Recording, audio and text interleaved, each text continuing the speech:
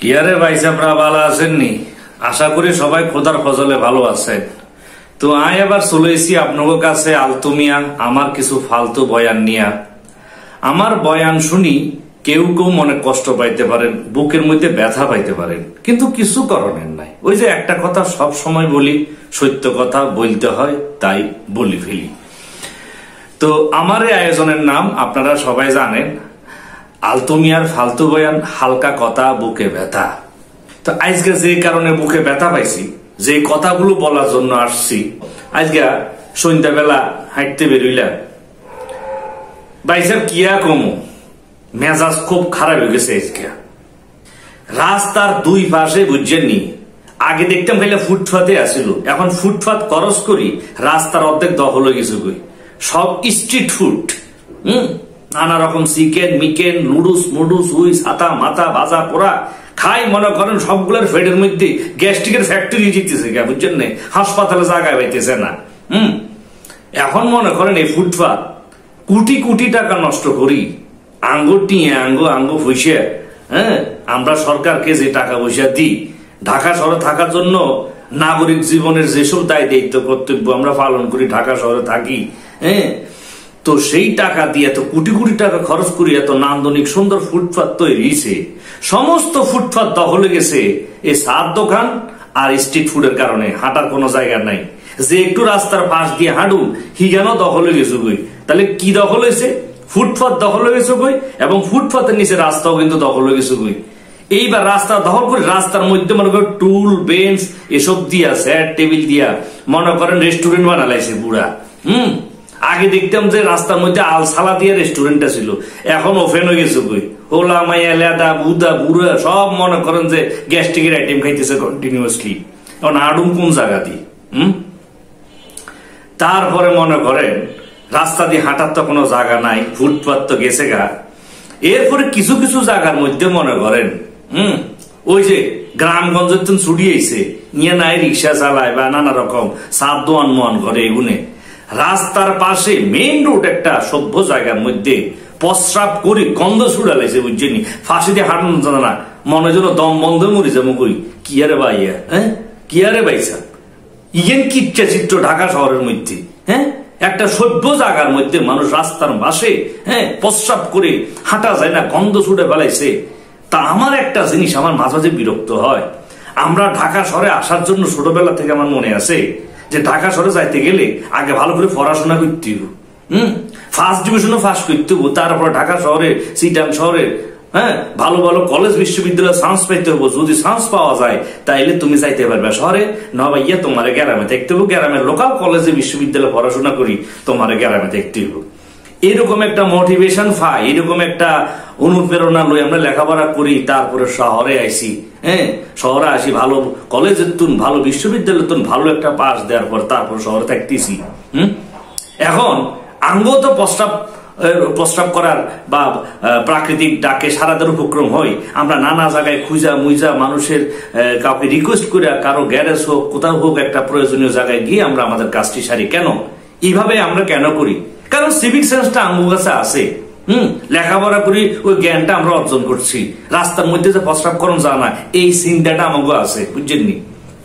কিন্তু এই যে গ্রামের তুন সব ঢাকা চলে এইতেছে, বুঝছেন, রিক্সা চালাইব, সবজি বিক্রি করব, সার দোয়ান দিব, বিড়ি বেচবো, এই যে লোকগুলো এগুলো ঢাকা শহরে আসি, ঢাকা শহরের মনে করেন যে জিনিসপত্রের দাম বাড়া ফেলতেছে, যানবাহনে জায়গা হইতেছে না, বুঝছেননি।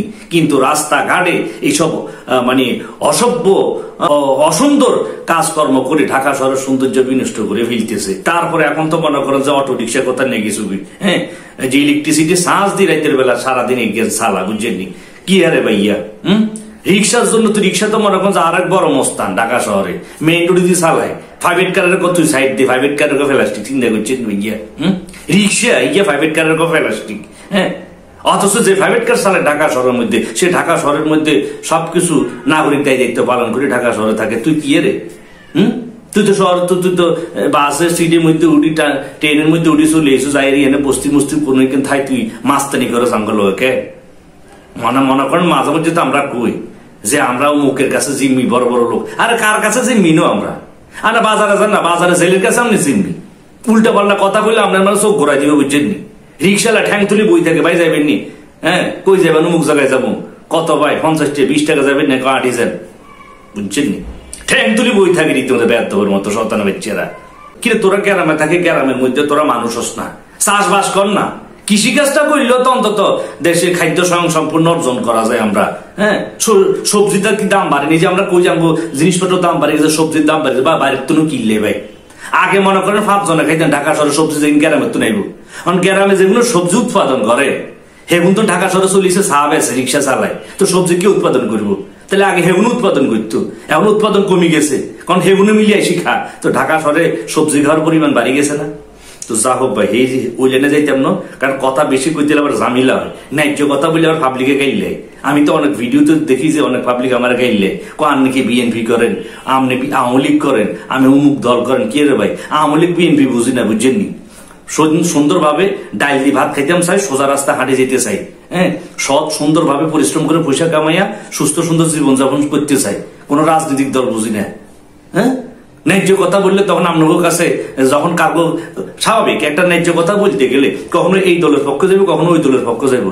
এই দলের পক্ষে গেলে তখন অন্য দল গাইল নেবেন, ওই দলের পক্ষে গেলে তখন এই দল গাইল নেবেন। কি আরে ভাইয়া, ন্যায্য কথা কি বলন কি উচিত ন কেন? যা হোক, ন্যায্য কথা বলতে শিখি আমরা, যেটা সঠিক সেটাকে সঠিক বলতে শিখি, যেটা সঠিক নয় সেটাকে সঠিক নয় এটা বলতে শিখি। তাহলে মনে করেন যে একটা সময় সুন্দর সোনার বাংলাদেশ তৈরি হইতে পারে। তো যা হোক, মেজাজ খারাপ হয়েছে। আমি প্রশাসনের কাছে অনুরোধ জানাবো যে এই সমস্ত ফুটপাত যে কোটি কোটি টাকা ব্যয় করে নির্মাণ করা হয়েছে, এসব ফুটপাত গুলো উদ্ধার করে দেন। আমরা একটু সন্ধ্যাবেলা ফুটপাত দিয়ে হাঁটতে চাই, রাস্তা দিয়ে হাঁটতে চাই না, রাস্তা দিয়ে হাঁটতে চাই অ্যাক্সিডেন্ট করতে চাই না, বুঝছেন? আর রিক্সা, বিশেষ করে অটো রিক্সা, রিক্সা এগুলোর জন্য একটা নীতিমালা তৈরি করেন যে হেরগো চলাচল জায়গায় কত দূর হইব। হ্যাঁ, আর ঢাকা শহরের মধ্যে যেখানে মানুষ একটু সভ্য মানুষরা থাকে, এখানে কিভাবে প্রাকৃতিক কাজগুলো মানুষ চাইব এটারও একটা ব্যবস্থা করেন। সবকিছু মিলে আসলে লজ্জা লাগে, বুঝছেন? ঢাকা শহরে যাবে লজ্জা লাগে আসলে, কোনদিন লাখ করি, বুঝছেন? গ্রামে চলে যাবো, করতে পারি না, চলেও যেতে পারি। যা হোক, দুটার কথা মেজাজ খারাপ হয়েছে বলছি, কার কার গাত লাগছে কইতে পারি না। তো আমি তো বলছি যেটা সত্য কথা ন্যায্য কথা বলতো তাই বলে ফেলি। ইয়াল্লাই তো আমি মনে করেন আলতু মিয়া ফালতু কথা কই, ফালতু বয়ান লই আসি আর কি। তো যাকায় এই পর্যন্ত, ভালো থাকেন কেন, আর মনে কষ্ট হইলে মাফ করে দিয়ে, সত্য কথা বলছি ভাইয়ারা। ভালো থাকেন সবাই, নিরাপদ থাকবেন, সবসময় সাবধান থাকবেন, সবার জন্য শুভকামনা।